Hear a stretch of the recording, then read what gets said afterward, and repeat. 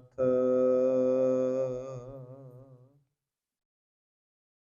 ਪਰਮ ਸਨਮਾਨਯੋਗ ਸਤਿਗੁਰਾਂ ਦੀ ਸਾਜੀ ਨਿਵਾਜੀ ਗੁਰੂ ਪਿਆਰੀ ਗੁਰੂ ਰੂਪ ਖਾਲਸਾ ਸਾਧ ਸੰਗਤ ਜੀਓ, ਵੱਡਿਆਂ ਭਾਗਾਂ ਵਾਲੇ ਹਾਂ ਜੋ ਸ਼ਾਮ ਵੇਲੇ ਦੇ ਸਜੇ ਹੋਏ ਦੀਵਾਨਾਂ ਅੰਦਰ ਜੁੜ ਕਰਕੇ ਸੋਦਾਰ ਰਹਿਰਾਸ ਸਾਹਿਬ ਜੀ ਦੇ ਪਾਠ ਪ੍ਰੇਮ ਸਹਿਤ ਸ਼੍ਰਵਣ ਕੀਤੇ ਹਨ। ਸਾਰਿਆਂ ਨੇ ਹਿਰਦੇ ਦੀਆਂ ਭਾਵਨਾਵਾਂ ਗੁਰੂ ਅੱਗੇ ਰੱਖਦਿਆਂ ਅਰਦਾਸ ਬੇਨਤੀ ਜੋਦੜੀ ਕੀਤੀ ਹੈ। ਗੁਰੂ ਸਾਹਿਬ ਨੇ ਕਿਰਪਾ ਕਰਕੇ ਪਾਵਨ ਪਵਿੱਤਰ ਹੁਕਮ ਬਸ ਕੇ ਸਾਨੂੰ ਨਿਹਾਲ ਕੀਤਾ। ਇਸ ਸਮੇਂ ਗੁਰੂ ਚਰਨਾਂ ਵਿੱਚ ਜੁੜ ਕਰਕੇ ਗੁਰੂ ਸਾਹਿਬ ਜੀ ਦਾ ਇਤਿਹਾਸ ਵਿਚਾਰਨ ਵਾਸਤੇ, ਸ਼੍ਰਵਣ ਕਰਨ ਵਾਸਤੇ ਗੁਰੂ ਕੀ ਗੋਦ ਦਾ ਆਨੰਦ ਮਾਣ ਰਹੇ ਹਾਂ। ਆਓ ਗੁਰੂ ਇਤਿਹਾਸ ਦੇ ਵਿਚਾਰ ਆਰੰਭ ਕਰਨ ਤੋਂ ਪਹਿਲਾਂ ਸੁਰਤ ਗੁਰੂ ਚਰਨਾਂ ਵਿੱਚ ਜੋੜੀਏ, ਪ੍ਰੇਮ ਸਹਿਤ ਗੁਰ ਫਤਿਹ ਦੀ ਸਾਂਝ ਪਾਈਏ। ਕੋਈ ਵੀ ਰਸਨਾ ਗੁਰੂ ਫਤਿਹ ਤੋਂ ਵਾਂਝੀ ਨਾ ਰਵੇ। ਸਾਰੀ ਸੰਗਤ ਲਗਵਾਓ ਹਾਜ਼ਰੀ, ਪ੍ਰੇਮ ਨਾਲ ਆਖੋ ਜੀ ਵਾਹਿਗੁਰੂ ਜੀ ਕਾ ਖਾਲਸਾ, ਵਾਹਿਗੁਰੂ ਜੀ ਕੀ ਫਤਿਹ। ਸਤਿਗੁਰਾਂ ਦੀ ਅਪਾਰ ਕਿਰਪਾ ਰਹਿਮਤ ਦੇ ਨਾਲ ਇਸ ਪਾਵਨ ਸਥਾਨ ਤੇ ਜੋ ਗੁਰੂ ਇਤਿਹਾਸ ਦੀ ਲੜੀਵਾਰ ਕਥਾ ਚੱਲ ਰਹੀ ਹੈ ਤੇ ਸਾਡੇ ਵੱਡੇ ਭਾਗ ਨੇ ਸਾਨੂੰ ਸੁਣਨ ਦਾ ਸੁਭਾਗਾ ਸਮਾਂ ਮਿਲ ਰਿਹਾ ਹੈ। ਪਿਛਲੇ ਦਿਨਾਂ ਦੇ ਵਿੱਚ ਜੋ ਪ੍ਰਸੰਗ ਆਪ ਜੀ ਨੇ ਸ਼੍ਰਵਣ ਕੀਤੇ ਹਨ, ਅਰਬ ਦੇ ਇਲਾਕੇ ਦੀ ਯਾਤਰਾ ਦੇ ਸਮੇਂ ਗੁਰੂ ਨਾਨਕ ਸਾਹਿਬ ਮਹਾਰਾਜ ਜੀ ਕਿਵੇਂ ਉੱਥੇ ਲੋਕਾਂ ਦਾ ਭਲਾ ਕੀਤਾ, ਕਿਵੇਂ ਫਕੀਰਾਂ ਦੇ ਨਾਲ, ਪੀਰਾਂ ਦੇ ਨਾਲ ਵਿਚਾਰ ਚਰਚਾ ਗੁਰੂ ਸਾਹਿਬ ਜੀ ਨੇ ਕੀਤੀ, ਉਹ ਪ੍ਰਸੰਗ ਆਪਾਂ ਪ੍ਰੇਮ ਨਾਲ ਸ਼੍ਰਵਣ ਕੀਤਾ ਹੈ। ਪ੍ਰਸੰਗ ਨੂੰ ਸ਼੍ਰਵਣ ਕਰਦਿਆਂ ਜਿੱਥੇ ਅਸੀਂ ਕਵੀ ਸੰਤੋਖ ਸਿੰਘ ਜੀ ਦੇ ਦੁਆਰਾ ਲਿਖੇ ਹੋਏ ਇਤਿਹਾਸ ਨੂੰ ਵਿਚਾਰ ਰਹੇ ਸੀ, ਨਾਲੋਂ ਨਾਲ ਉਸ ਵੇਲੇ ਅਰਬ ਦੇ ਇਲਾਕੇ ਵਿੱਚ ਗੁਰੂ ਸਾਹਿਬ ਜੀ ਦੇ ਸਾਥੀ ਰਹੇ ਤਾਜੁਦੀਨ ਜੀ, ਉਹਨਾਂ ਦੇ ਦੁਆਰਾ ਲਿਖੀਆਂ ਹੋਈਆਂ ਜੋ ਸਾਖੀਆਂ ਨੇ ਉਹ ਵੀ ਆਪਾਂ ਨੇ ਪ੍ਰੇਮ ਸਹਿਤ ਵੱਖਰੇ ਤੌਰ ਤੇ ਸ਼੍ਰਵਣ ਕੀਤੀਆਂ। ਤਾਜੁਦੀਨ ਜੀ ਦੇ ਦੁਆਰਾ ਲਿਖੇ ਹੋਏ ਕੱਲ ਅਸੀਂ ਬਗਦਾਦ ਦੇ ਵਿੱਚ ਜੋ ਸਤਿਗੁਰਾਂ ਨੇ ਕਲਾ ਵਰਤਾਈ, ਕਿਵੇਂ ਬਹਿਲੋਲ ਖਾਂ ਜਿਹੜਾ ਫਕੀਰ ਹੈ ਉਹਦਾ ਸਤਿਗੁਰਾਂ ਨੇ ਭਲਾ ਕੀਤਾ ਹੈ, ਕਿਵੇਂ ਦਸਤਗੀਰ ਪੀਰ ਦੇ ਨਾਲ ਗੁਰੂ ਸਾਹਿਬ ਦੀ ਵਿਚਾਰ ਚਰਚਾ ਹੋਈ, ਉਹ ਸਾਰਾ ਪ੍ਰਸੰਗ ਵੀ ਆਪਾਂ ਨੇ ਪ੍ਰੇਮ ਨਾਲ ਕੱਲ ਸ਼੍ਰਵਣ ਕਰ ਲਿਆ। ਹੁਣ ਅਸੀਂ ਅੱਜ ਤੋਂ ਫਿਰ ਕਵੀ ਸੰਤੋਖ ਸਿੰਘ ਜੀ ਦੇ ਦੁਆਰਾ ਲਿਖਿਆ ਹੋਇਆ ਇਤਿਹਾਸ ਜਿਵੇਂ ਉਹ ਵਿਚਾਰ ਦੇ ਰਹੇ ਨੇ, ਜਿਵੇਂ ਸਾਨੂੰ ਸਮਝਾ ਰਹੇ ਨੇ, ਆਪਾਂ ਉਹਦੇ ਮੁਤਾਬਕ ਅੱਜ ਸ਼੍ਰਵਣ ਕਰਨਾ ਹੈ।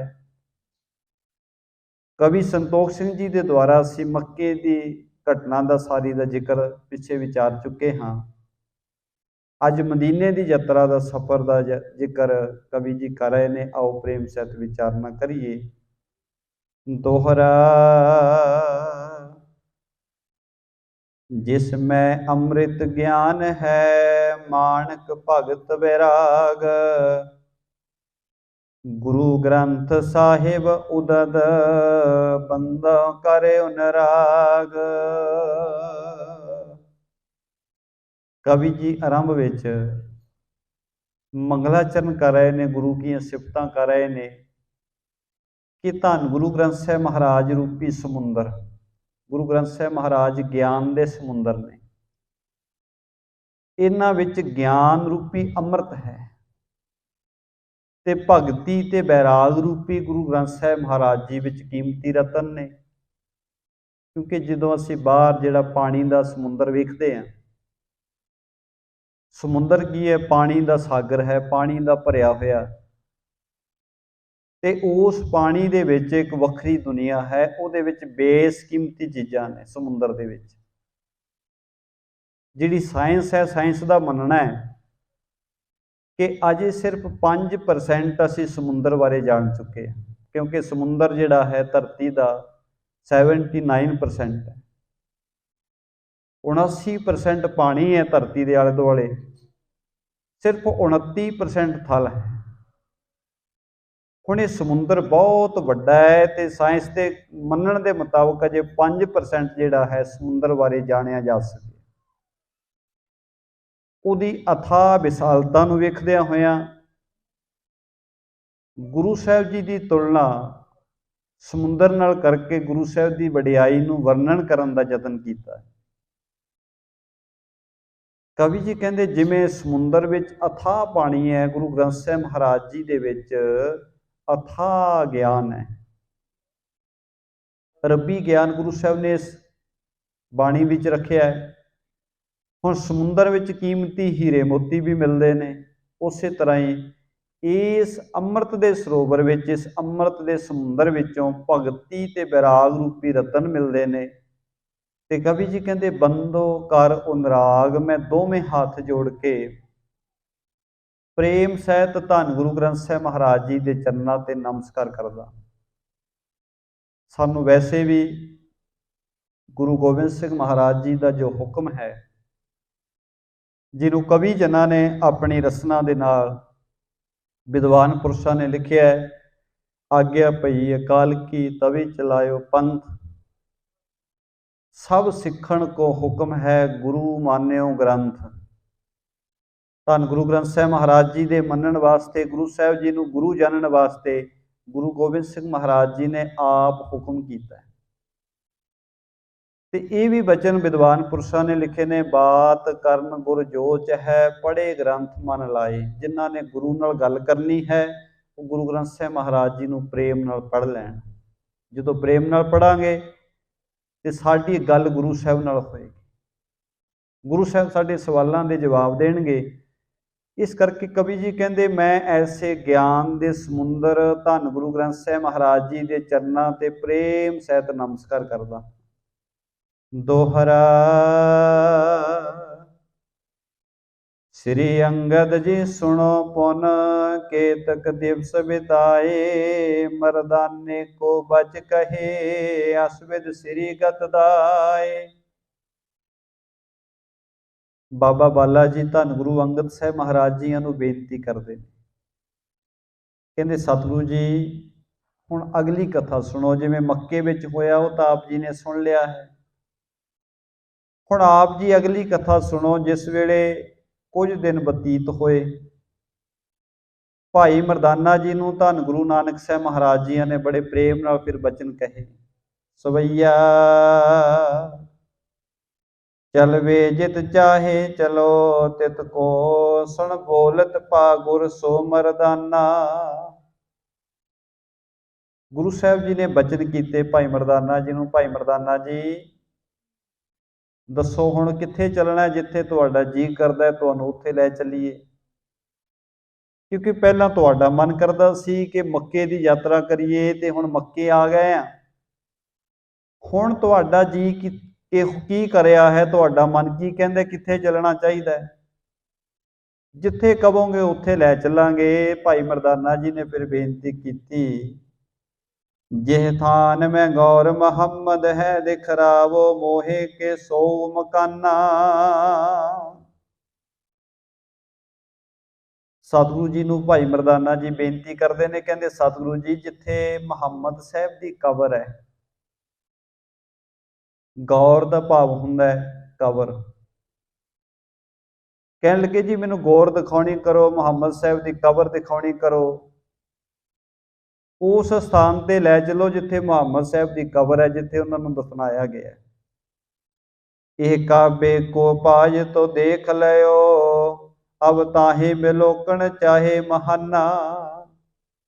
ਭਾਈ ਮਰਦਾਨਾ ਜੀ ਕਹਿੰਦੇ ਜੀ ਇੱਥੇ ਦਾ ਤਾਂ ਸਾਰਾ ਪਾਜ ਰੰਗ ਢੰਗ ਮੈਂ ਵੇਖ ਲਿਆ, ਜੋ ਵਰਤਾਰਾ ਇੱਥੇ ਕਾਬੇ ਵਿੱਚ ਮੱਕੇ ਵਿੱਚ ਵਰਤ ਰਿਹਾ ਉਹ ਸਾਰਾ ਕੁਝ ਤੁਸੀਂ ਦਿਖਾ ਦਿੱਤਾ ਹੈ।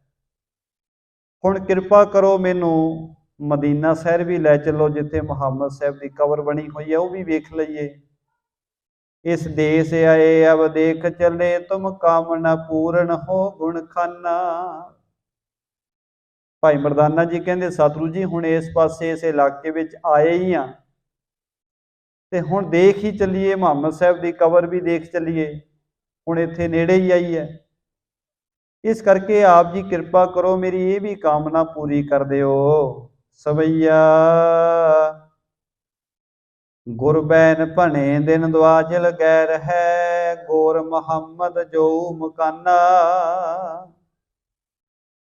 सतगुਰਾਂ ने बचन किया, कहन लगे भाई मर्दानिया, ਜਿਹੜੇ ਸਥਾਨ ਤੇ ਤੂੰ ਜਾਣਾ ਚਾਹੁੰਦਾ ਹੈ, ਭਾਵ ਕਿ ਮੱਕੇ ਦੇ ਵੱਲ, ਮਦੀਨੇ ਦੇ ਵੱਲ, ਸਤਿਗੁਰੂ ਕਹਿੰਦੇ ਉਹ ਭਾਈ ਇੱਥੋਂ ਅਜੇ ਕਾਫੀ ਦੂਰ ਹੈ, 12 ਦਿਨ ਲੱਗ ਜਾਣੇ ਨੇ ਜਾਂਦਿਆਂ ਜਾਂਦਿਆਂ, ਸਫ਼ਰ ਲੰਮੇਰਾ ਹੈ। ਸੁਣ ਜਾ ਹੁਰ ਖਾਏ ਉਠਾ ਮਨ ਮੈਂ ਗੁਰ ਸੰਗ ਤਵੇ ਇਵ ਏਕ ਬਖਾਨਾ। ਭਾਈ ਮਰਦਾਨਾ ਜੀ ਨੇ ਗੁਰੂ ਸਾਹਿਬ ਜੀ ਦੇ ਬਚਨ ਸੁਣੇ। बचन सुन के बहुत प्रेम में जाके कहन लग्या, चल तूर न जाए पहुँच है ताहे, समीप है न दूर स्थाना। भाई मरदाना जी कहते सतगुरु जी तुहाडे वास्ते कोई बहुता दूर नहीं है, तुहाडे वास्ते की दूर है जिहदे एडी दूर तक मैनू लै आए हो। हज़ारां कोहां दूर आ गए हैं ते आ जिन्ना को सफ़र तुसी अगला दसदे हो, 40 कोह का सफ़र है इथों, भाव के 240 के करीब किलोमीटर मील बन गए। कह लगे इन्ना कोई सफ़र है तो सतगुरु जी तुहाडे वास्ते तो कोई बहुता दूर नहीं है, आप जी किरपा करो मैनू लैके जरूर चलना करो, एक बारी उत्थों का सारा कुछ मैनू दिखा के लिया करो। बिग से बदना बुझते तब ही पुन बाक कहे तह सोगत थाना। धन गुरु नानक साहब महाराज जी अपने प्यारे की बेनती सुन के बड़े खुश होए ते सतगुरां ने बड़े प्रेम सहित ही भाई मरदाना जी नूं फिर बचन कहे, सवैया द्वाद सवासुर मार्ग दूर है, तू उचरे हमरे टिग सो। सतगुरु जी कहन लगे भाई मरदानिया 12 दिनों का सफ़र है ते तू भाई कही जा रहा है कि तुहाडे वास्ते कोई दूर नहीं, ये तो नेड़े ही है तो दूर ही है। सतगुरु कहते पर तू भाई कही जाना है कि बहुत नेड़े है। हे प्रभु केते हज़ार आए चिन माहे अवार लगी न को। भाई मरदाना जी हाथ जुड़ के कहन लगे सतगुरु जी हज़ारां कोहां दूर आए हुए अपने नगर तो, राय भोई की तलवंडी तो, एडी दूर का सफ़र छिना भला विच ही करके इत्थे तक आ पहुंचे हैं ते सतगुरु जी आ किन्ना को दूर रह गया, ये बहुता कोई दूर नहीं मैनू जाप रहा जे एडी दूर तक जे सफ़र करके आ गए हैं। दूर न जान तुहां तेहते तत्काल चले तुमरे संग हो। कहते सतगुरु जी तुहाडे नाल रहिंदियां रहिंदियां हुण मैनू कुछ भी दूर नहीं जापदा, क्योंकि तो सारा कुछ तुहाडे कोल ही है, समर्था सारी तुहाडे कोल ही है, तुसीं पलां विच ही कुछ भी कर सकदे। इस करके हे सतगुरु जी तुहाडे नाल रहिंदियां हुण कोई बहुती दूर दीयां मंजिलां मैनू दूर नहीं लगदियां, सारा कुछ नेड़े ही लगदा, क्योंकि इन्ना सफ़र असी तय करके पहले ही आ चुके हैं कि कृपा करो हुणे चलना करिए, आपां जाके उत्थे भी दर्शन करिए, वेखना करिए। श्री करतार तराय अवतार उदाहरण को कल के नर जो। भाई मरदाना जी कहन लगे जी ये मैनू पता है तुसीं लोकां दा भला करन वास्ते इस कलयुग दे समय विच आए हो।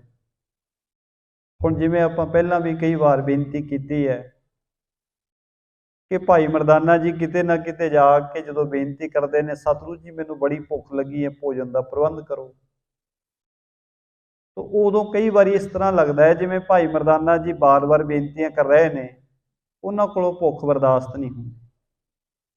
पर गुरु प्यारे उन्हां दी जिहड़ी सुरत है वेखो कितनी उच्ची है,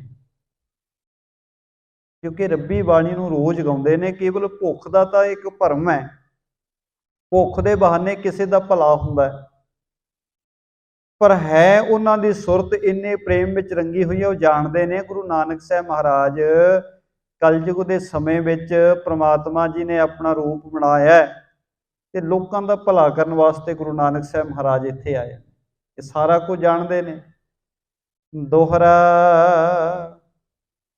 मरदाने तेरो कहियो हम न देते हटाए, नाम मदीना जाहे को चल तुझ देहों दिखाए। ਜਦੋਂ बहुत प्रेम सहित भाई मरदाना जी ने बेनतियां कीतियां, सतगुਰਾਂ ने बचन किया, कहन लगे भाई मरदाना जी ਜਿਹੜੇ बचन तुसीं कहने हो ये तुहाडे बचन मैं उल्टा नहीं सकता, तुहाडा क्या मोड़ नहीं सकता, क्योंकि प्रेम इन्ना है। भाई मरदाना जी नाल कहन लगे मरदाने तेरो कहो हम नै देत हटाए, असी नहीं भाई तेरा क्या होया हटा सकते। चलो भाई मरदानिया चल तेनों भाई मदीना शहर भी दिखाना करिए, चल चलना करिए। कवित मंद मंद चले दिन द्वादश में गए तहे, बैस के निकट थान जाए सुखदानिया।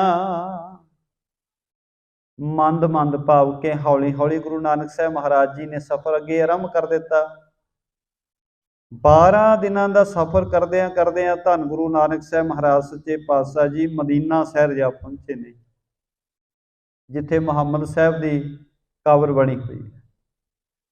हुण इथों कवि संतोख सिंह जी ने मक्के तो चल के सीधा मदीना पहुंचण दे वास्ते लिखिया, पर आपां ने पिछले 2-3 दिनों के विच वो सारे शहरां दे नाम असीं जाने ने, जिथे जिथे गुरु नानक साहब महाराज जी ने रस्ते विच रुक के मनुखता दा भला कीता, रस्ते विच गुरु साहब ने पड़ाव कीते ने, उत्थे लोकां दा भला कीता है। काफ़ी समा रह के सत संगत दे नाल गुरु साहब जी ने उत्थे लोकां नूं जोड़िया। हुण कवि जी कहंदे 12 दिनों का सफ़र तय करके धन गुरु नानक साहब महाराज सच्चे पातशाह जी मदीना शहर आ पहुंचे ने। इत्थे सतगुरु जी जिथे मुहम्मद साहब की कबर बनी हुई है उहदे नेड़े जाके बैठ गए। जानिए मदीना मरदाने अब देख आओ, देखिए की चाहे जाको रिदा ललचानिया। भाई मरदाना जी नूं सतगुरां ने बचन किया, भाई मरदानिया जा भाई तेरी इच्छा है भी पूरी हो गई, जाओ मदीना देख आओ। जिहदे देखण वास्ते तेरे मन विच बड़ी चाह सी कि मैं जाके वेखना करा, मैं भी यात्रा करके आवां, वेखां उत्थे की कुछ है। ते कहण लगे भाई मरदानिया जाओ, जिहड़ा देखण दी तुहाडे मन विच बड़ा मन तुहाडा ललचा रहा सी, तुहाडा बड़ा मन करदा सी वेखण दा, जाओ वेखना करो, मदीना शहर वेखो।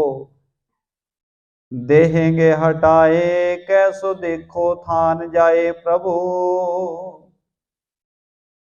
भाई मरदाना जी कहण लगे सतगुरु जी जदों मैं काबे जाण लग्या सां, काबे दे अंदर दर्शन करन वास्ते जाण लग्या सी, उत्थे भी जिहड़े उत्थों दे पुजारी सन, जिहड़े उत्थों दे सेवादार सन, उन्हां ने मैनूं रोक दिता सी कि तू भाई अंदर नहीं जा सकदा, जे जाना है पहलां अखां ते तैनूं पट्टी बन्नणी पवेगी। ते भाई मरदाना जी कहंदे सतगुरु जी इत्थे भी मैनूं इन्हां रोक देना, मैनूं इत्थे भी नहीं जाण देना। इन्हां ने देहेंगे हटाए कैसे देखो थान जाए प्रभु। सतगुरु जी मैं किवें जावां, किवें जाके सारा कुछ वेखना करा, क्योंकि सामने फिर उस तरह के सेवादार इत्थों के पुजारी बैठे होणगे, उन्हां मैनूं रोक देना है। सुण मुस्काने मुख वचन बखानिया। धन गुरु नानक साहब महाराज जी अपने प्यारे दे बिल्कुल निरछल जिहड़े बचन ने, जिन्हां विच कोई कपट नहीं है, कोई चलाकी नहीं है, वो बचन सुन के सतगुरु जी मुस्कुरा पए, क्योंकि भाई मरदाना जी जिहो जे अंदरों ने उहो जे बाहरों ने, जो दिखते ने उहो जे ही ने, उन्हां दे अंदर ते बाहर कोई सल कपट है नहीं। जो उन्हां दे चित्त विच आउंदा है वो सारा कुछ गुरु नानक साहब महाराज जी दे अगे रख दिंदे, कोई सल कपट नहीं उन्हां दे मन विच। ते सतगुरु जी नूं जदों बेनती कीती, कहंदे जी दसो मैं किवें जावां, इत्थे फिर उन्हां रोक देना है। सतगुरु जी मुस्कुरा के कहण लगे नैण हां बांधे नहीं, तुरक स्वरूप तेरो बरजे न को, बिन संक है प्यानिया। सतगुरु कहंदे भाई मरदानिया इत्थे नहीं तेरियां कोई अखां बन्नदा, इत्थे नहीं भाई तेरी अखां ते कोई पट्टी बन्नेगा, ये क्योंकि तेरा जिहड़ा पहरावा है ये भी मुसलमानां वाला है, क्योंकि गुरु साहब जी का अपना पहरावा भी जिहड़ा सी हाजियां वाला सी। सतगुरु कहंदे तुरक स्वरूप तेरो, तेरा रूप जिहड़ा है, आ जिहड़ा पहरावा बनाया ये भी भाई मुसलमाना वाला ही बनया होया है। वरजै ने को, तेनू किसे नहीं रोकना, बिन संक है पयान्या, जा तू आराम नाल सारा कुछ वेख के आउणा कर। कवित तुरक जिहे भठ पए, हाउ ना साथी तिन। भाई मरदाना जी ने फिर वचन किए, सतगुरु जी मैनू इन्हां नाल क्यों मिला रहे हो? मेरा रूप रंग इन्हां वर्गा नहीं, मैं तां तुहाडे वर्गा, तुहाडे चरनां दा सेवका। तुमरे चरण की सरन गह लीनी है, मैनू इन्हां नाल ना मिलाओ। सतगुरु जी मैं तां तुहाडे चरनां दा आसरा लै लिया, मैं तां तुहाडा सेवक आ। मेरा ठीक है पहरावा आप जी ने मेरा पवाया उस तरह का, पर सतगुरु जी मैनू इन्हां तुरकां दे नाल ना मिलाउणा करो। तुरक ये भठ पै, कहंदे भठ विच पैण, मैं इन्हां वर्गा नहीं। तुमरे चरण की सरन गए लीनी, मैं तो तुहाडे चरनां दा आसरा तक लिया, तुहाडे चरनी जुड़ गया। श्री गुरु बखानी जो तै सो ढिग जानी, मन मक्के को पिखण चाहे एती कैसे कीनी है। सतगुरु जी मुस्कुरा के कहन लगे प्यारिया भाई मरदानिया, जे भाई तू साडा सेवक बन गया है, जे तू इन्हां वर्गा नहीं है, तेरे मन विच तां बहुत चाओ सी कि मैं मक्का देखा, जाके मदीना वेखां। ये सारा कुछ तां एक मुसलमान दे मन विच आउंदा है, ते भाई तेरे भी मन विच बड़ा सी कि मैं जाके सारे स्थान वेखणे करां। तां उहने अगों फिर भाई मरदाना जी ने बड़े प्रेम नाल बेनती कीती, कहण लगे जी पूजन ना आयो हों तो देखण को काज मेरो। कहण लगा सतगुरु जी मैं इत्थे पूजा करन वास्ते नहीं आया। ये तो दुनिया के लोग कहते सन, लोगों में बड़ा सुनिया सी कि वो अल्लाह का घर है, वेखण वाला है, तो कहते जी मैं भी वेखण वास्ते आ गया। देखण को काज मेरो, मैं तो काम एको ही है, मैनू तो मैं तो वेखण वास्ते ही आया। तुरक तारीफ करे जानी मत हीनी है, कहते मुसलमान सारे इत्थों की बड़ी तारीफ करते हैं, बड़ी सिफत सलाह करते हैं। इस करके मेरे भी मन में ये ख्याल सी कि मैं भी जाके वो चीज़ नूं वेखना करा, क्योंकि कुछ स्थान ऐसे होंदे ने, और जिथे भी कोई मुसलमान मिलेगा वो कहेगा जी मक्के तो परे कोई चीज़ नहीं, मक्के तो परे सारे उजाड़ ही है। मक्का जिहड़ा है, काबा जिहड़ा है साडे वास्ते सब तो उत्तम जगह है, तो साडा कोई गुरु का प्यारा सिख मिलेगा, गुरु का सिख कहेगा जी दरबार साहब तो परे साडे वास्ते कोई चीज़ नहीं। हरेक सिख दे अंदरली एक इच्छा हुंदी है कि जिंदगी दे विच श्री दरबार साहब के प्रेम सहित दर्शन करा, दीदारे करा। ते बहुत सारिया रूहां अरदास बेनती भी करदियां ने, असीं भी रोज़ दर्शन इशनान वास्ते श्री अमृतसर साहब जी के दर्शन इशनानां दे वास्ते रोज़ अरदास बेनती करते हैं। एक भावना है, हरेक धर्म का कोई ना कोई धार्मिक स्थान है जिहदी इच्छा उस धर्म के प्राणी के मन में हुंदी है कि उस स्थान नूं जाके मैं एक बारी जिंदगी च वेखना करा। ते गुरु प्यारिओ ये सच है, कई सारिया रूहां इहो जिहियां समाज विच विचरदियां देखण नूं मिलियां ने, जिन्हां दी बड़ी तीबर इच्छा है कि जाके श्री दरबार साहब के दर्शन करिए, पर समय नहीं बनिया, जिंदगी निकल गई। ऐसे भी लोग हैगे ने, वो तड़फदे रहे, पर जिंदगी ने समय ही नहीं बन दिता। कोई कह लीए कि सारा कुछ है भी सी कोल, सब कुछ हुंदियां सुंदियां भी बस दर्शन नहीं करके आ सके, तो बजुर्गी आ गई, तो बजुर्गी दे विच फिर इच्छा ही रह गई कि दर्शन किते कर ले जाण। ते गुरु प्यारिओ सतगुरां ने जी साडे ते किरपा कीती है, असीं दरबार साहब दे, हरमंदर साहब दे दर्शन करके आउणे, श्री अकाल तख्त साहब दे होर धार्मिक स्थानां दे दर्शन करदे आ, तां साडे बहुत वड्डे धन भाग ने। गुरु साहब ने सानू समा दिता है, माया दिती, असीं जाके दर्शन दीदारे कर लए ने। पर गुरु प्यारिओ ऐसे भी रूहां, ऐसे मनुख भी समाज विच विचरदे आ, पूरे हिंदुस्तान के वक्खो वक्खरे कोनियां ते विचरदे आ, इहो जिहे लोग भी देखण नूं मिले जिन्हां कोल इच्छा हैगी है पर साधन है नहीं, उन्हां कोले माया नहीं है जाण वास्ते, इच्छा है जाके दर्शन दीदारे करी। पिछे जे काफ़ी समा होया असाम आदि दे विच बसदे होए जिहड़े गुरु नानक नाम लेवा सिख ने, ਉਹਨਾਂ ਦੇ ਮਨਾਂ ਵਿੱਚ ਬੜੀ ਇੱਛਾ ਸੀ, ਪਰ ਉਹਨਾਂ ਕੋਲ ਸਾਧਨ ਹੈ ਨਹੀਂ, ਭਾਵ ਕਿ ਆਰਥਿਕ ਤੌਰ ਤੇ ਇੰਨੇ ਮਜ਼ਬੂਤ ਨਹੀਂ। ਤੇ ਉਸ ਵੇਲੇ ਫਿਰ ਉਹਨਾਂ ਨੇ ਦਰਬਾਰ ਸਾਹਿਬ ਦੇ ਪ੍ਰਬੰਧ ਨੂੰ, ਸ਼੍ਰੋਮਣੀ ਕਮੇਟੀ ਨੂੰ ਚਿੱਠੀਆਂ ਵੀ ਪਾਈਆਂ ਜੀ ਸਾਨੂੰ ਦਰਸ਼ਨ ਦਿਦਾਰੇ ਕਰਾ ਦਿਓ।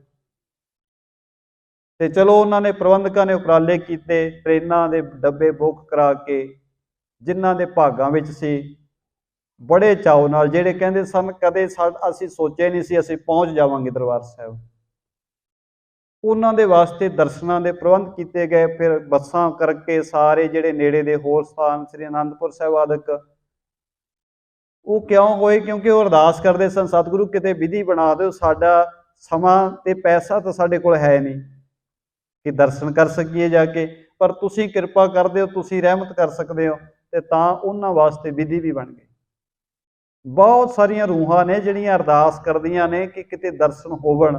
ਤੇ ਕਈ ਵਾਰੀ ਤਾਂ ਐਸਾ ਵੀ ਹੁੰਦਾ ਹੈ ਕਿ ਕਈ ਖੂਹ ਦੇ ਨੇੜੇ ਰਹਿ ਕੇ ਵੀ ਪਿਆਸੀ ਰਹਿ ਜਾਂਦੇ ਨੇ। ਕਈ ਐਸੇ ਮਨੁੱਖ ਵੀ ਹੋਣਗੇ ਜਿਹੜੇ ਅੰਮ੍ਰਿਤਸਰ ਸਾਹਿਬ ਦੇ ਰਹਿਣ ਦੇ ਨੇੜੇ ਤੇੜੇ ਹੋਣਗੇ, ਪਰ ਕਦੇ ਸਮਾਂ ਹੀ ਨਹੀਂ ਬਣਿਆ ਦਰਬਾਰ ਸਾਹਿਬ ਜਾਣ ਦਾ। ਇਹੋ ਜਿਹੇ ਵੀ ਹੋਣਗੇ।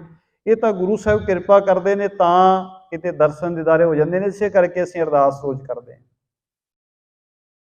ਭਾਈ ਮਰਦਾਨਾ ਜੀ ਕਹਿਣ ਲੱਗੇ, ਸਤਿਗੁਰੂ ਜੀ ਮੈਂ ਇੱਥੇ ਕੋਈ ਪੂਜਾ ਕਰਨ ਵਾਸਤੇ ਨਹੀਂ ਆਇਆ, ਮੈਂ ਵੇਖਣ ਵਾਸਤੇ ਆਇਆ ਕਿ ਇੱਥੇ ਕਿਵੇਂ ਲੋਕ ਆ ਕੇ, ਜਿਹਦੀ ਇੰਨੀ ਜ਼ਿਆਦਾ ਸਿਫਤ ਸਲਾਹ ਹੁੰਦੀ ਹੈ, ਇੱਥੇ ਆ ਕੇ ਕੀ ਵਰਤਾਰਾ ਵਰਤਦਾ ਹੈ, ਕਿਵੇਂ ਦੀ ਖੇਡ ਸਾਰੀ ਹੈ। ਕਿਉਂਕਿ ਅਸਥਾਨ ਕਿਸੇ ਸਥਾਨ ਨੂੰ ਦੇਖਣ ਜਾਣਾ, ਚਾਹੇ ਕਿਸੇ ਹੋਰ ਧਰਮ ਦਾ ਹੀ ਹੋਵੇ, ਸਤਿਕਾਰ ਸਹਿਤ ਦੇਖਣ ਜਾਣਾ ਕੋਈ ਮਾੜਾ ਨਹੀਂ। ਕਿਤੇ ਜਾ ਕੇ ਵੇਖ ਲਈਏ ਕਿਵੇਂ ਉਹਨਾਂ ਦਾ ਪੂਜਾ ਕਰਨ ਦਾ ਢੰਗ ਕੀ ਹੈ। ਕਿਉਂਕਿ ਸਾਡੇ ਵਾਸਤੇ ਗੁਰੂ ਗ੍ਰੰਥ ਸਾਹਿਬ ਮਹਾਰਾਜ ਜੀ ਤੋਂ ਪਰੇ ਕੋਈ ਚੀਜ਼ ਨਹੀਂ, ਪਰ ਵੈਸੇ ਸਤਿਕਾਰ ਸਹਿਤ ਕਿਸੇ ਥਾਂ ਨੂੰ ਵੇਖਣ ਜਾਣਾ ਕੋਈ ਮਾੜਾ ਨਹੀਂ।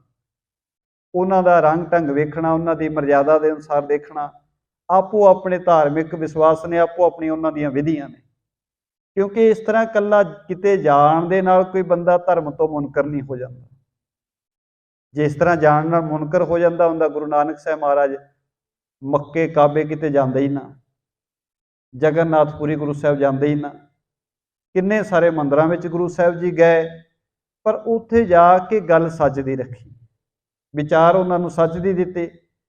ਇਸ ਕਰਕੇ ਧੰਨ ਗੁਰੂ ਨਾਨਕ ਸਾਹਿਬ ਮਹਾਰਾਜ ਜੀ ਨੂੰ ਜਦੋਂ ਭਾਈ ਮਰਦਾਨਾ ਜੀ ਕਹਿੰਦੇ, ਸਤਿਗੁਰੂ ਜੀ ਮੈਂ ਤਾਂ ਦੇਖਣ ਕੋ ਕਾਜ ਮੇਰੋ, ਮੈਂ ਤਾਂ ਵੇਖਣ ਵਾਸਤੇ ਆਇਆ ਕਿ ਖੇਡ ਕੀ ਹੈ। ਕਿਉਂਕਿ ਇਹ ਤਾਂ ਪਤਾ ਹੈ, ਭਾਈ ਮਰਦਾਨਾ ਜੀ ਕਹਿੰਦੇ ਕਿ ਸ੍ਰੀ ਕਰਤਾਰ ਧਰਾ ਅਵਤਾਰ ਉਦਾਹਰਨ ਕੋ ਕਲ ਕੇ ਨਰ ਜੋ, ਇਹ ਤਾਂ ਪ੍ਰਮਾਤਮਾ ਨੇ ਤੁਹਾਡੇ ਰੂਪ ਵਿੱਚ ਹੀ ਸੰਸਾਰ ਤੇ ਆਉਣਾ ਕੀਤਾ, ਕਲਯੁਗ ਦਾ ਭਲਾ ਕਰਨ ਵਾਸਤੇ। ਇਹ ਤਾਂ ਮੈਂ ਇਹ ਸੰਸਾਰ ਦੀ ਖੇਡ ਨੂੰ ਵੇਖਣ ਵਾਸਤੇ ਆਇਆ। ਐਸੇ ਕਹਿ ਗਇਓ ਜਾਏ ਦੇਖਤ ਕੋ ਭਇਓ, ਗੋਰ ਕੂਪ ਕਰੇ ਉਸਤਤ ਹਿਰਦੇ ਮੈਂ ਚੀਨੀਐ। ਹੁਣ ਇਸ ਤਰ੍ਹਾਂ ਬਚਨ ਕਰਕੇ ਭਾਈ ਮਰਦਾਨਾ ਜੀ ਉਸ ਸਥਾਨ ਤੇ ਚਲੇ ਗਏ, ਜਿਹੜੇ ਸਥਾਨ ਦੇ ਉੱਤੇ ਮੁਹੰਮਦ ਸਾਹਿਬ ਦੀ ਕਬਰ ਬਣੀ ਹੋਈ। ਜਦੋਂ ਜਾ ਕੇ ਵੇਖਣਾ ਕੀਤਾ, ਉਹਨੇ ਸਾਰਾ ਕੁਝ ਭਾਈ ਮਰਦਾਨਾ ਜੀ ਨੇ ਵੇਖਿਆ ਤੇ ਮਨ ਵਿੱਚ ਇੱਕ ਖਿਆਲ ਆਇਆ ਕਿ ਰੱਬ ਦੇ ਘਰ ਤੋਂ ਉਸਤਤ ਤੋਂ ਵੱਡੀ ਹੋਰ ਕੋਈ ਚੀਜ਼ ਨਹੀਂ।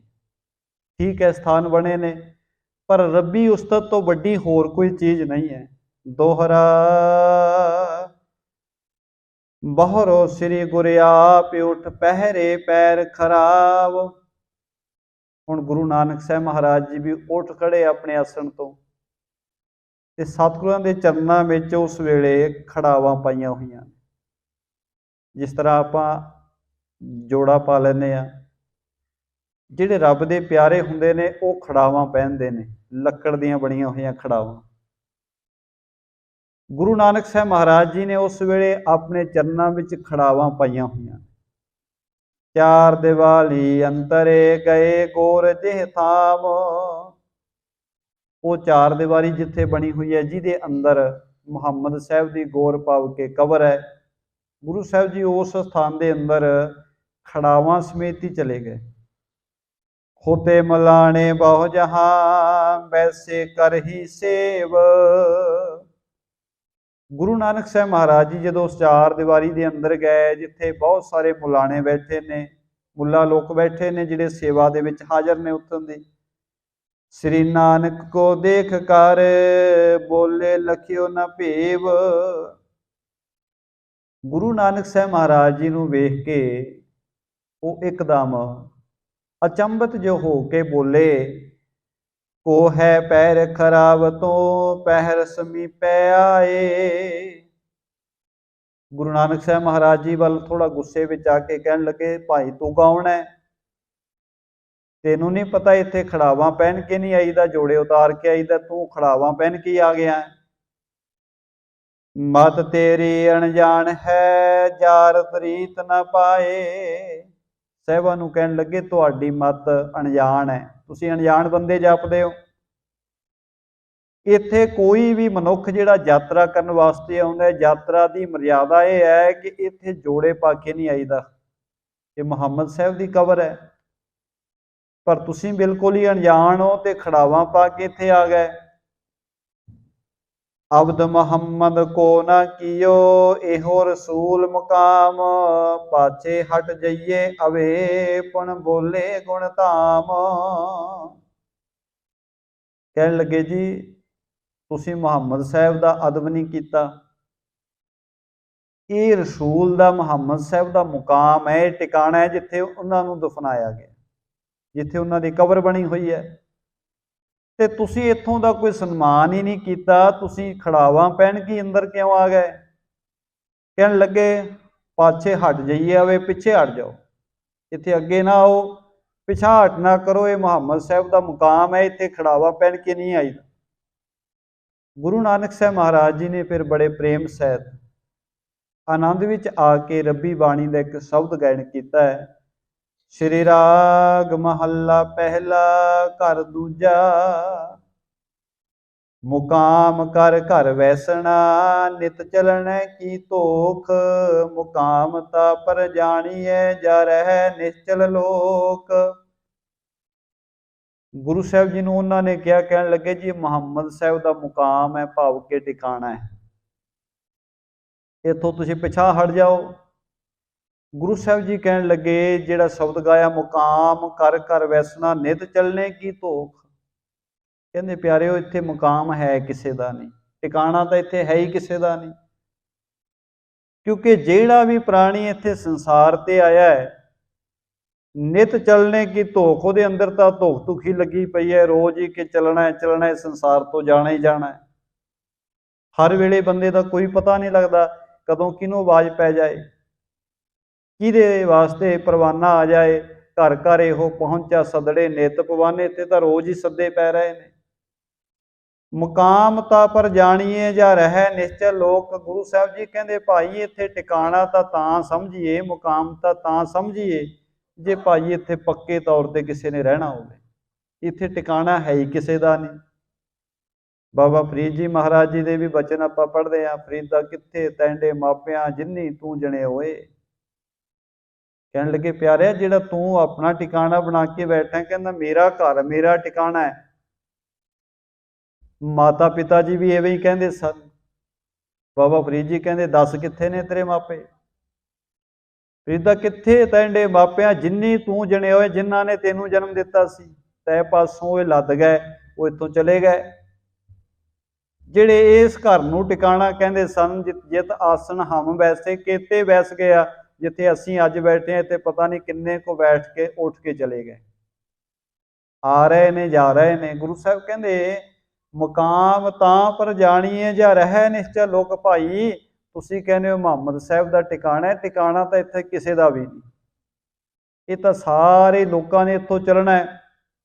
जे किसी का पक्का टिकाणा होवे तां भाई बंदा इत्थे ही रवे, फिर जावे ही ना अपना टिकाणा छड़ के। पर इत्थे है किसी का टिकाणा नहीं। दुनिया कैस मुकामे कर सिदक करनी, खर्च वादो लाग रहो नामे।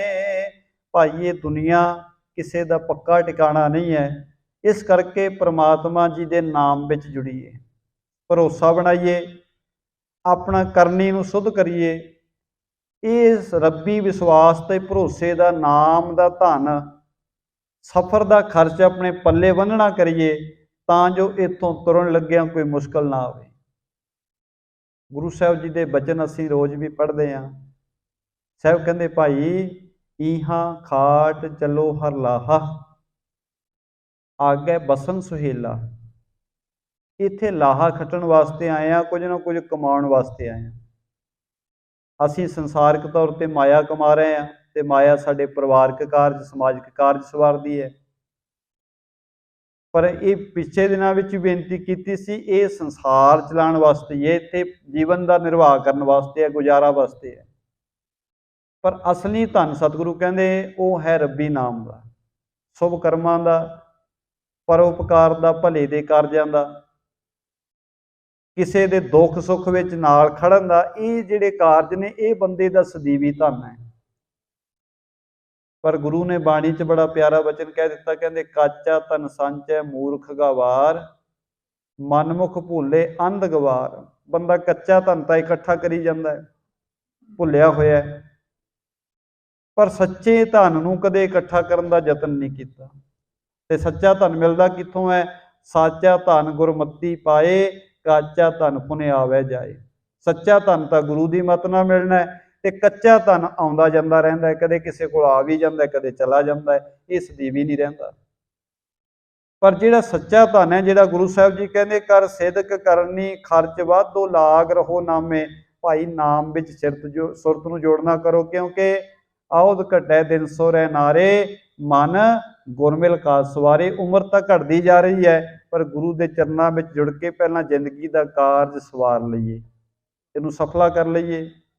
ਕਿਉਂਕਿ ਆਉਂਦੇ ਤਾਂ ਸੰਸਾਰ ਤੇ ਬਹੁਤ ਨੇ, ਪਰ ਗਿਣਤੀ ਦੇ ਹੀ ਬੰਦੇ ਹੋਣਗੇ ਜਿਹੜੇ ਸਾਨੂੰ ਯਾਦ ਹੋਣਗੇ, ਜਿਨ੍ਹਾਂ ਨੂੰ ਬੰਦਾ ਸਨਮਾਨ ਨਾਲ ਯਾਦ ਕਰਦਾ ਹੈ।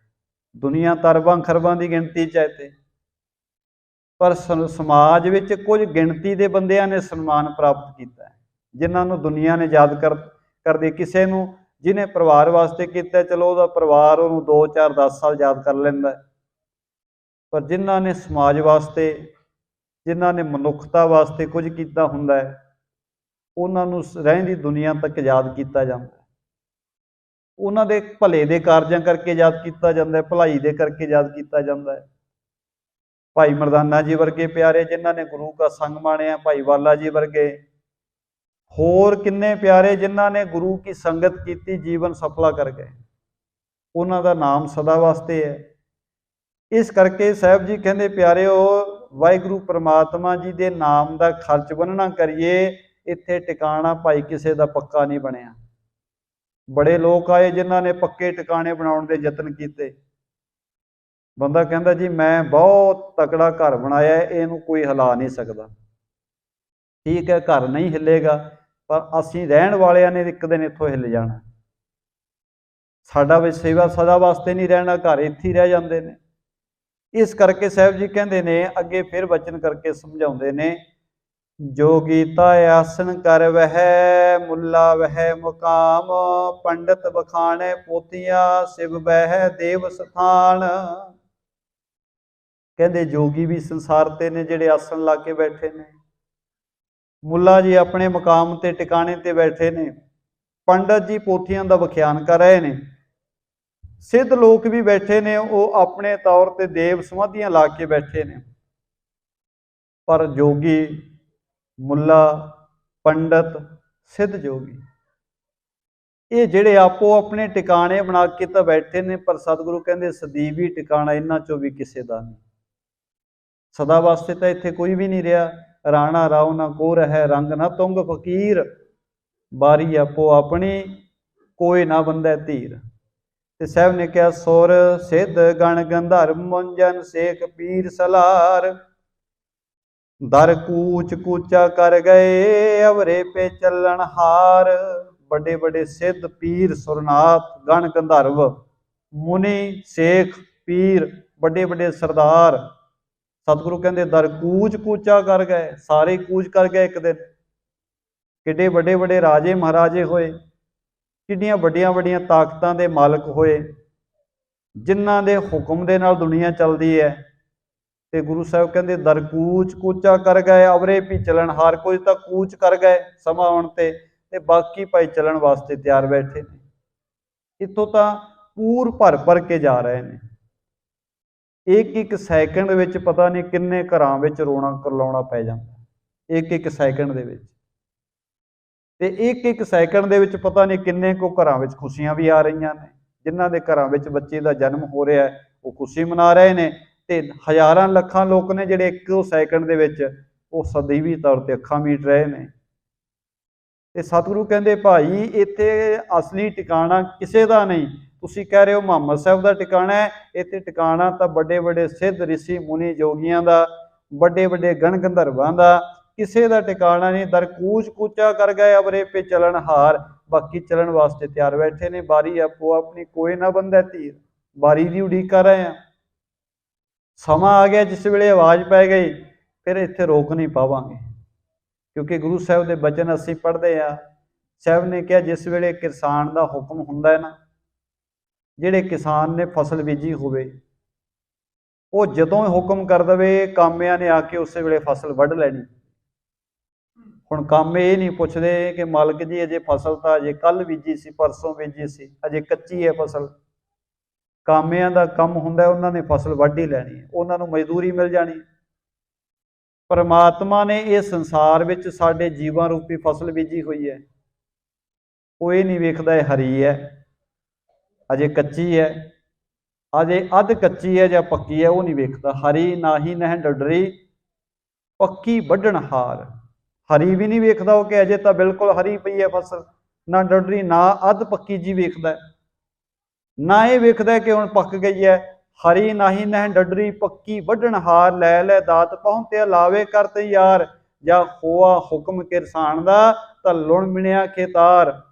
ਸਾਹਿਬ ਕਹਿੰਦੇ ਜਦੋਂ ਵੀ ਹੁਕਮ ਹੋ ਗਿਆ ਨਾ, ਆ ਕੇ ਉਹਨਾਂ ਨੇ ਖੇਤ ਮਿਲ ਲਿਆ, ਕਹਿਣ ਲੱਗੇ ਇੰਨਾ ਵੱਢ ਦਿਓ। ਇਹ ਨਹੀਂ ਪਤਾ ਲੱਗਦਾ ਬੱਚੇ ਨੂੰ ਹੀ ਆਵਾਜ਼ ਮਾਰ ਲਵੇ, ਭਾਵ ਕਿ ਹਰੀ ਫਸਲ ਵੱਢ ਲਵੇ, ਜਵਾਨੀ ਵਿੱਚ ਹੀ ਆਵਾਜ਼ ਮਾਰ ਲਵੇ ਜਾਂ ਬੁਢੇਪੇ ਵਿੱਚ ਆਵਾਜ਼ ਮਾਰ ਲਏ, ਇਹ ਉਹਦਾ ਹੁਕਮ ਹੈ। ਸਾਹਿਬ ਨੇ ਕਿਹਾ ਦਰ ਕੂਚ ਕੂਚਾ ਕਰ ਗਏ ਅਵਰੇ ਪੀ ਚੱਲਣ ਹਾਰ। ਇਹ ਤਾਂ ਭਾਈ ਜਿਨ੍ਹਾਂ ਨੂੰ ਆਵਾਜ਼ ਪੈ ਗਈ ਉਹ ਕੂਚ ਕਰ ਗਏ ਨੇ, ਤੇ ਬਾਕੀ ਚੱਲਣ ਵਾਸਤੇ ਤਿਆਰ ਬੈਠੇ ਨੇ। ਸੁਲਤਾਨ ਖਾਨ ਮਲੂਕ ਮਰੇ ਗਏ ਕਰ ਕਰ ਕੂਚ, ਘੜੀ ਮੁਹਤ ਕੇ ਚੱਲਣਾ ਦਿਲ ਸਮਝ ਤੂੰ ਪੇ ਪਹੁੰਚ। ਸਤਿਗੁਰੂ ਕਹਿੰਦੇ ਵੱਡੇ ਵੱਡੇ ਸੁਲਤਾਨ ਖਾਨ ਜਿਨ੍ਹਾਂ ਦੇ ਕੋਲ ਬੜੀ ਤਾਕਤ ਸੀ, ਮਲੂਕ ਉਮਰੇ, ਕੋਈ ਛੋਟੀ ਉਮਰ ਵਿੱਚ ਕੋਈ ਵੱਡੀ ਉਮਰ ਵਿੱਚ, ਗਏ ਕਰ ਕਰ ਕੂਚ, ਸਭ ਚਲੇ ਗਏ, ਕੋਈ ਨਹੀਂ ਰਿਹਾ ਇੱਥੇ ਸੰਸਾਰ ਤੇ ਪੱਕੇ ਤੌਰ ਤੇ। ਘੜੀ ਮੁਹਤ ਕੇ ਚੱਲਣਾ, ਇਹ ਨਹੀਂ ਪਤਾ ਘੜੀ ਹੈ ਸਾਡੇ ਕੋਲ, ਇੱਕ ਘੜੀ ਦਾ ਸਮਾਂ ਹੈ ਕਿ ਆ ਇੱਕ ਪਲ ਦਾ ਸਮਾਂ, ਕੋਈ ਪਤਾ ਨਹੀਂ ਕਿਸੇ ਨੂੰ, ਕਿਉਂਕਿ ਵਾਹਿਗੁਰੂ ਪ੍ਰਮਾਤਮਾ ਜੀ ਨੇ ਇਸ ਭੇਦ ਨੂੰ ਅਤਿਅੰਤ ਗੁਪਤ ਰੱਖਿਆ। ਹੁਣ ਕਈ ਵਾਰੀ ਇਹ ਵੀ ਸਵਾਲ ਮਨ ਵਿੱਚ ਆ ਜਾਂਦਾ ਹੈ ਕਿ ਜੀ ਬੰਦੇ ਨੂੰ ਪਤਾ ਲੱਗ ਜਾਏ ਕਿ ਮੇਰੀ ਮੌਤ ਫਲਾਣੀ ਜਗ੍ਹਾ ਤੇ ਆਉਣੀ ਹੈ, ਫਲਾਣੇ ਕਾਰਨ ਕਰਕੇ ਆਉਣੀ ਹੈ, ਤੇ ਅਸੀਂ ਪ੍ਰਬੰਧ ਕਰ ਲਈਏ। ਜੇ ਬੰਦੇ ਦੀ ਰਾਹ 'ਚ ਕਿਤੇ ਮੌਤ ਆਉਣੀ ਹੈ, ਬੰਦਾ ਕਹੇ ਜੀ ਮੈਨੂੰ ਪਤਾ ਹੈ ਫਲਾਣੇ ਥਾਵੇਂ ਮੌਤ ਆਉਣੀ ਹੈ, ਮੈਂ ਉੱਥੇ ਜਾਵਾਂ ਹੀ ਨਾ। ਪਰ ਗੁਰੂ ਪਿਆਰਿਓ, ਪ੍ਰਮਾਤਮਾ ਨੇ ਬਹੁਤ ਚੰਗਾ ਹੀ ਕੀਤਾ ਜਿਹੜਾ ਇਹਨੂੰ ਪਰਦੇ ਵਿੱਚ ਹੀ ਰੱਖਿਆ ਹੈ। ਸਾਨੂੰ ਸਮਝ ਨਹੀਂ ਆਉਂਦੀ, ਜਿਹੜੇ ਰੱਬ ਦੇ ਪਿਆਰਿਆਂ ਨੂੰ ਸਮਰੱਥਾ ਮਿਲ ਜਾਂਦੀ ਹੈ ਮੌਤ ਦੀ ਖਬਰ ਝੱਲਣ ਦੀ, ਉਹਨਾਂ ਨੂੰ ਸਮਝ ਵੀ ਦੇ ਦਿੰਦਾ, ਕਿਉਂਕਿ ਉਹਨਾਂ ਕੋਲ ਸਮਰੱਥਾ ਆ ਜਾਂਦੀ ਹੈ, ਉਹ ਉਸ ਖਬਰ ਨੂੰ ਝੱਲ ਲੈਂਦੇ ਨੇ। ਹੁਣ ਸਾਨੂੰ ਤਾਂ ਇਹ ਪਤਾ ਲੱਗ ਜੇ ਕਿ 10 ਸਾਲਾਂ ਬਾਅਦ ਸਾਡੀ ਮੌਤ ਆਉਣੀ ਹੈ ਤੇ ਰੋਟੀ ਅਸੀਂ ਅੱਜ ਛੱਡ ਦੇਣੀ, ਅਸੀਂ ਤਾਂ ਦਿਨ ਗਿਣਨ ਲੱਗ ਪੈਣਾ ਜੀ, ਅੱਜ ਇੱਕ ਦਿਨ ਘਟ ਗਿਆ, ਅੱਜ 2 ਦਿਨ ਘਟ ਗਏ, ਕਿਉਂਕਿ ਸਾਡੇ ਕੋਲੇ ਝੱਲਣ ਦੀ ਸਮਰੱਥਾ ਹੀ ਨਹੀਂ। ਜੇ ਪਤਾ ਹੋਵੇ ਅੱਜ ਤੋਂ 10 ਸਾਲਾਂ ਬਾਅਦ ਮੇਰੀ ਮੌਤ ਆਉਣੀ ਹੈ, ਬੰਦੇ ਨੇ ਕਹਿਣਾ ਘਰ ਬਣਾਉਣ ਦਾ ਕੀ ਫਾਇਦਾ, ਇਹ ਘਰ ਕਾਹਦੇ ਵਾਸਤੇ ਬਣਾ ਰਿਹਾ, ਮੈਂ ਤਾਂ ਮਰੀ ਜਾਣਾ। ਫਿਰ ਬੰਦਾ ਕਹੇਗਾ ਕੰਮ ਕਾਹਦੇ ਵਾਸਤੇ ਕਰੀ ਜਾ ਰਿਹਾ, ਮੈਂ ਤਾਂ ਕੱਲ ਨੂੰ ਮਰੀ ਜਾਣਾ। ਫਿਰ ਬੰਦਾ ਸਮਾਜ ਵਿੱਚ ਜੀ ਨਹੀਂ ਸਕਦਾ, ਪਰਿਵਾਰ ਵਿੱਚ ਬੈਠਿਆਂ ਵੀ ਸੋਗ ਦੀਆਂ ਗੱਲਾਂ ਕਰੀ ਜਾਏਗਾ। ਇਸ ਕਰਕੇ ਪ੍ਰਮਾਤਮਾ ਜੀ ਨੇ ਇਹਨੂੰ ਭੇਦ ਹੀ ਬਣਾ ਦਿੱਤਾ, ਇਹਦੇ ਤੇ ਪਰਦਾ ਹੀ ਪਾ ਦਿੱਤਾ ਕਿ ਸੰਸਾਰ ਵਿੱਚ ਬੰਦਾ ਜਿੰਨਾ ਸਮਾਂ ਆਇਆ ਹੈ ਉਹਨਾਂ ਸਮਾਂ ਸੰਸਾਰ ਦਾ ਕਾਰੋਬਾਰ ਵੀ ਚੱਲਦਾ ਰਹੇ ਤੇ ਬੰਦਾ ਆਪਣੇ ਜ਼ਿੰਦਗੀ ਨੂੰ ਵੀ ਜੀ ਲਵੇ। ਇਹ ਤਾਂ ਜਦੋਂ ਉਹਦਾ ਹੁਕਮ ਆਉਂਦਾ ਹੈ ਬਸ ਉਸੇ ਵੇਲੇ ਹੀ ਪਤਾ ਲੱਗਦਾ ਹੈ ਕਿ ਭੌਰ ਉਡਾਰੀ ਮਾਰ ਗਏ। ਤੇ ਸਾਹਿਬ ਜੀ ਨੇ ਇਸੇ ਕਰਕੇ ਕਿਹਾ, ਕਹਿੰਦੇ ਘੜੀ ਮੁਹਤ ਕੇ ਚੱਲਣਾ, ਪਤਾ ਕੋਈ ਨਹੀਂ ਕਿ ਅਗਲੀ ਘੜੀ ਅਗਲੇ ਪਲ ਕਿਹਨੇ ਜਾਣਾ, ਪਤਾ ਨਹੀਂ ਕਿਸੇ ਨੂੰ। ਦਿਲ ਸਮਝ ਤੂੰ ਪੇ ਪਹੁੰਚ, ਸਤਿਗੁਰੂ ਕਹਿੰਦੇ ਇਹ ਦਿਲਾ ਇਹ ਆਪ ਵੀ ਸਮਝ ਲਈਏ ਕਿ ਸਾਡੇ ਤੱਕ ਵੀ ਪਹੁੰਚ ਜਾਣਾ ਮੌਤ ਨੇ, ਪਤਾ ਨਹੀਂ ਕਦੋਂ ਅਸੀਂ ਨੇੜੇ ਆ ਜਾਣਾ ਮੌਤ ਦੇ। शब्दा माहे बखाणीਐ बिरला ता बूझै कोय नानक बखाणे बेनती जल तल महियल सोए।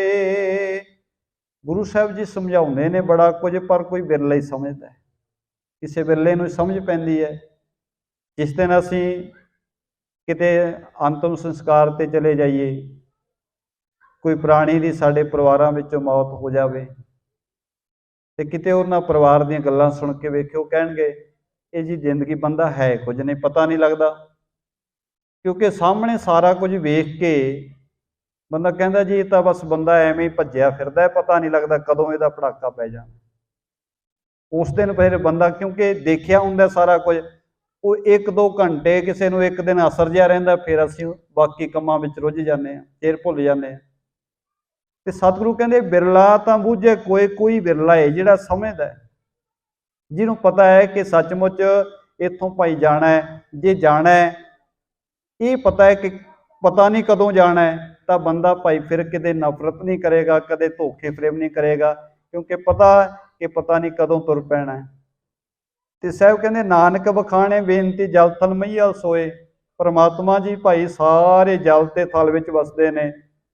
ਅਲਹੋ ਅਲਖ ਅਗੰਮ ਕਾਦਰ ਕਰਨ ਹਾਰ ਕਰੀਮ, ਸਭ ਦੁਨੀਆ ਬਣ ਜਾਵਣੀ ਮੁਕਾਮ ਏਕ ਰਹੀਮ। ਸਤਿਗੁਰੂ ਜੀ ਨੂੰ ਕਿਉਂਕਿ ਉਹਨਾਂ ਕਿਹਾ ਜੀ ਮੁਹੰਮਦ ਸਾਹਿਬ ਦਾ ਮੁਕਾਮ ਹੈ। ਸਤਿਗੁਰੂ ਕਹਿੰਦੇ ਪਿਆਰਿਓ, ਜਿਹੜਾ ਅੱਲਾ ਹੈ, ਪਰਮਾਤਮਾ ਸਭ ਤੋਂ ਵੱਡਾ ਹੈ, ਅਲੱਖ ਹੈ, ਉਹਨੂੰ ਅਸੀਂ ਲੱਖ ਨਹੀਂ ਸਕਦੇ, ਸਾਡੇ ਗਿਆਨ ਇੰਦਰੀਆਂ ਦੀ ਪਹੁੰਚ ਤੋਂ ਪਰੇ ਹੈ, ਕਰਨਹਾਰ ਹੈ, ਸਾਰਿਆਂ ਤੇ ਕਿਰਪਾ ਕਰਨ ਵਾਲਾ ਹੈ, ਉਹ ਮਾਲਕ ਸਦਾ ਰਹਿਣ ਵਾਲਾ ਹੈ। ਸਭ ਦੁਨੀ ਆਵਣ ਜਾਵਣੀ ਮੁਕਾਮ ਏਕ ਰਹੀਮ, ਉਹ ਮਾਲਕ ਸਦਾ ਰਹਿਣ ਵਾਲਾ ਹੈ, ਬਾਕੀ ਤਾਂ ਸਾਰੀ ਦੁਨੀਆ ਆਉਣ ਜਾਣ ਦੇ ਵਿੱਚ ਹੀ ਪਈ ਹੋਈ। ਕੱਪੜ ਰੂਪ ਸੁਹਾਵਣਾ ਛੱਡ ਦੁਨੀਆ ਅੰਦਰ ਜਾਵਣਾ, ਮੰਦਾ ਚੰਗਾ ਆਪਣਾ ਆਪੇ ਹੀ ਕੀਤਾ ਪਾਵਣਾ। ਹੁਕਮ ਕੀਏ ਮਨ ਭਾਵਦੇ ਰਾਹ ਭੀੜੇ ਅੱਗੇ ਜਾਵਣਾ, ਨੰਗਾ ਦੋਜਕ ਚਾਲਿਆ ਤਾਂ ਦਿਸੈ ਖਰਾ ਡਰਾਵਣਾ, ਕਰ ਔਗਣ ਪਛੋਤਾਵਣਾ। ਸਾਹਿਬ ਜੀ ਕਹਿੰਦੇ ਸਾਰਾ ਕੁਝ ਇੱਥੇ ਹੀ ਛੱਡ ਜਾਣਾ, ਜਿਹਦਾ ਮਾਣ ਬੰਦਾ ਕਰੀ ਜਾਂਦਾ। ਇੱਕੋ ਹੀ ਮਾਲਕ ਹੈ ਜਿਹੜਾ ਸਦਾ ਵਾਸਤੇ ਰਹਿਣ ਵਾਲਾ ਹੈ। ਮਕਾਮ ਤਿਸਨੋ ਆਖੀਐ ਜਿਸ ਸਿਸ ਨਾ ਹੋਵੀ ਲੇਖ, ਅਸਮਾਨ ਧਰਤੀ ਚਲ ਸੇ ਮੁਕਾਮ ਉਹੀ ਏਕ। ਭਾਈ ਮੁਕਾਮ ਤਾਂ ਉਹੀ ਹੈ, ਟਿਕਾਣਾ ਤਾਂ ਪੱਕਾ ਉਹੀ ਹੈ, ਜਿੱਥੇ ਜਾ ਕੇ ਡਰ ਨਾ ਕੋਈ ਹੋਵੇ। ਪੱਕਾ ਟਿਕਾਣਾ ਕਿਹੜਾ ਹੈ? ਉਹ ਵਾਹਿਗੁਰੂ ਦੇ ਚਰਨਾਂ ਵਿੱਚ ਹੀ ਹੈ, ਸਦੀਵੀ ਚਰਨਾਂ ਵਿੱਚ, ਜਿਹਦੇ ਵਾਸਤੇ ਅਸੀਂ ਅਰਦਾਸ ਵੀ ਕਰਦੇ ਹਾਂ ਕਿ ਮਾਲਕ ਜੀ ਇਸ ਰੂਹ ਨੂੰ ਸਦੀਵੀ ਨਿਵਾਸ ਬਖਸ਼ੇ। ਉਹ ਸਦੀਵੀ ਨਿਵਾਸ ਜੇ ਅਸੀਂ ਗੁਰੂ ਸਾਹਿਬ ਦੀ ਬਾਣੀ ਨਾਲ ਜੁੜ ਕੇ ਰਵਾਂਗੇ, ਫਿਰ ਬੰਦਾ ਇਸ ਜੀਵਨ ਵਿੱਚ ਰਹਿੰਦੇ ਹਾਂ ਵੀ ਲੋਕ ਵਿੱਚ ਵੀ ਸੁਖੀ ਰਹਿੰਦਾ ਤੇ ਪਰਲੋਕ ਵਿੱਚ ਵੀ ਟਿਕਾਣਾ ਪੱਕਾ ਹੋ ਜਾਂਦਾ। ਤੇ ਸਾਹਿਬ ਨੇ ਕਿਹਾ ਅਸਮਾਨ ਧਰਤੀ ਚਲਸਿਆ, ਜਿਹੜਾ ਕੁਝ ਵੇਖ ਰਹੇ ਆ ਸਾਰਾ ਕੁਝ ਚਲਾਏਮਾਨ ਹੈ, ਮੁਕਾਮ ਉਹੀ ਇੱਕ ਪੱਕਾ ਟਿਕਾਣਾ ਤਾਂ ਵਾਹਿਗੁਰੂ ਦਾ ਘਰ ਹੀ ਹੈ। ਦਿਨ ਰਾਵ ਚਲੈ ਨਿਸ ਸਸ ਚਲੈ, ਤਾਰੇ ਕਾ ਲਖ ਪਲੋਏ, ਮੁਕਾਮ ਉਹੀ ਏਕ ਹੈ ਨਾਨਕਾ ਸੱਚ ਬਗੋਏ। ਸਤਿਗੁਰੂ ਕਹਿੰਦੇ ਆ ਦਿਨ ਰਾਤ ਚੰਦ ਸੂਰਜ ਤਾਰੇ, ਇਹ ਸਾਰਾ ਕੁਝ ਹੀ ਜੋ ਅਸੀਂ ਵੇਖ ਰਹੇ ਹਾਂ ਸਾਰਾ ਕੁਝ ਹੀ ਚੱਲ ਰਿਹਾ ਹੈ। ਇਹਨਾਂ ਦਾ ਵੀ ਕੋਈ ਪੱਕਾ ਟਿਕਾਣਾ ਹੈ?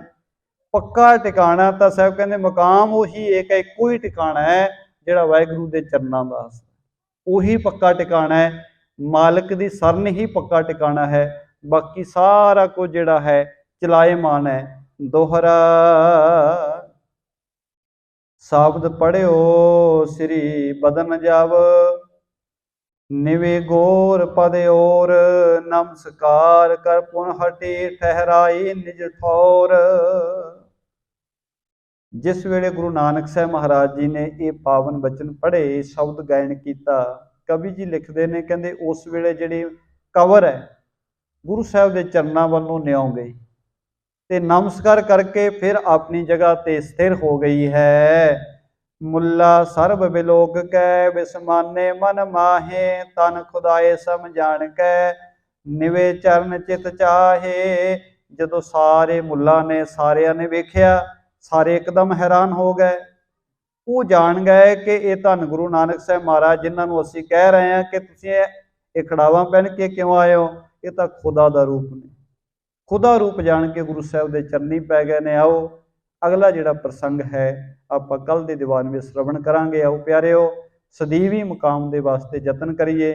ਵਾਹਿਗੁਰੂ ਦੇ ਘਰ ਨਾਲ ਜੁੜੀਏ, ਸੇਵਾ ਸਿਮਰਨ ਕਰੀਏ, ਭਲੇ ਦੇ ਕਾਰਜ ਕਰੀਏ ਤਾਂ ਜੋ ਸਾਡਾ ਜੀਵਨ ਸੁਖਮਈ ਹੋ ਸਕੇ ਜੀ। ਹੋਈਆਂ ਭੁੱਲਾਂ ਦੀ ਖਿਮਾ ਪ੍ਰੇਮ ਸਹਿਤ ਸਾਰੀ ਸੰਗਤ ਆਖੋ ਜੀ ਵਾਹਿਗੁਰੂ ਜੀ ਕਾ ਖਾਲਸਾ ਵਾਹਿਗੁਰੂ ਜੀ ਕੀ ਫਤਿਹ। ਨਾਮ ਸ੍ਰੀ ਵਾਹਿਗੁਰੂ ਸਾਹਿਬ ਜੀਓ।